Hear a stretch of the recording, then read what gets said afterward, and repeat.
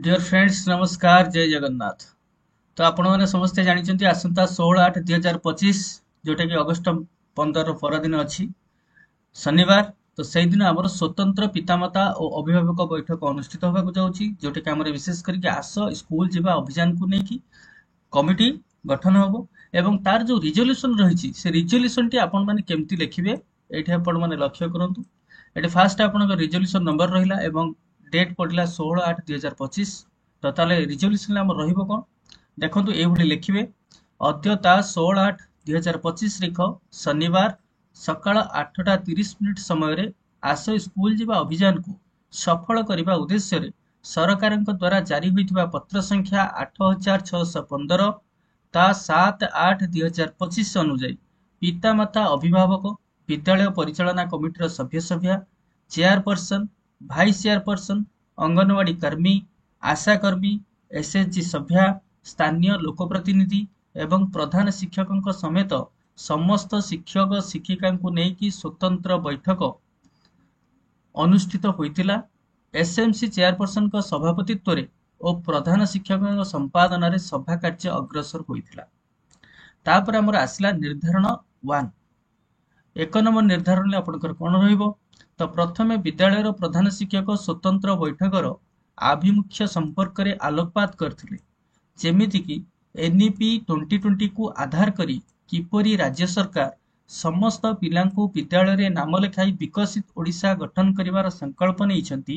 अर्थात कौनसी 0 रु 18 वर्षर पिला विद्यालय बाहरे न रही मुख्य स्रोत रे सामिल हेबे ताहा निश्चित करिबाको हेबो। तेणु सरकार दूरदर्शी चिंताधारार सफल रूपायन निमंते एठारे उपस्थित समस्त सभ्य सभ्या पितामाता एसएचजी सभ्या लोक प्रतिनिधि यत्नवान होई निष्ठा और दायित्वबोधतार सह कार्य करिवे बोली आह्वान करा जायथिला। तत्सह ता 30/7/2025 बुधवार अनुष्ठित द्वितीय पीटीएम रे सीटीएस और आस स्कूल जीवा अभियान संपर्कित विवरणी मध्य प्रदान करा जायथिला। निर्धारण 2 तापर आसला जोठी कि आस स्कूल जीवा कार्यक्रम आम समस्तंक पई एक आह्वान। तेणु याहाकू 100% सफल करिबा निमित्त उत्तम प्राक प्रस्तुतिर आवश्यकता को आलोचना करा जायथिला। विशेष करी केउ केउ कार्यक्रम द्वारा उक्त लक्ष्य को हासिल करा जाई परिबो से संपर्क रे आलोचना करागला। आम समस्तंकर प्रथम कार्य जन सचेतनता सृष्टि करिबा एवं सेथि पई प्रभात फेरी पथप्रांत नाटक शिक्षा सभा आदि कार्यक्रम आयोजन करने नहीं आलोचना करागला। तेणु एथिपाई आवश्यक ब्यानर सूचना पत्र शपथ पाठ कार्यक्रम किपरि हेबो आमको कौन करबाकू हेबो ओ से संपर्क रे आलोचना करागला। तेणु गोटे कमिटी गठन करा जाई आस स्कूल जीवा कार्यक्रम को सफल करने दिगरे आलोचना करागला और कम्युनिटीर सहायता लोड़ागला। विभिन्न आलोचना परे निम्नलिखित सदस्य मानकु नहीं कमिटी गठन करागला।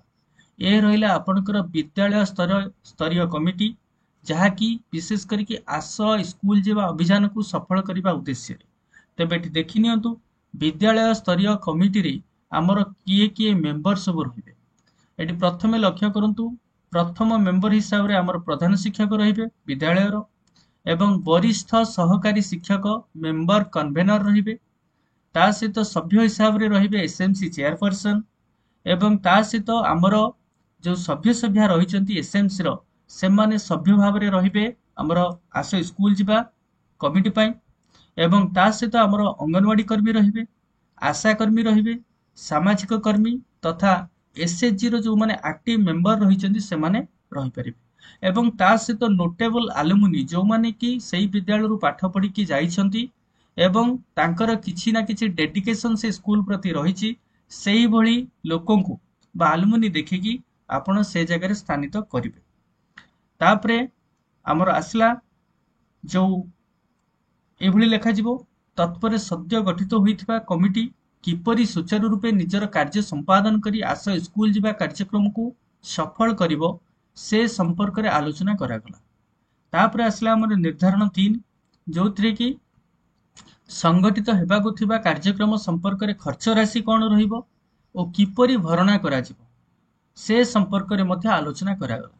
सरकारक निर्देशनामा अनुଯାयी विद्यालय स्तर रे आस स्कूल जिबा कार्यक्रम प्रसंग रे जहाँ भी खर्च हेबो, जेमिति कि ब्यानर, सूचना फर्द, शिक्षा सभा आयोजन पाई आवश्यक सरंजाम, ए समस्त जिनस बा ता सहित जो रहिला खाद्यपेय व्यवस्था जनित खर्च सरकार स्वतंत्र पांठी जरिया विद्यालय को प्रेरण करिवे, जहाँकि से चिठी रे लेखिछन्ति।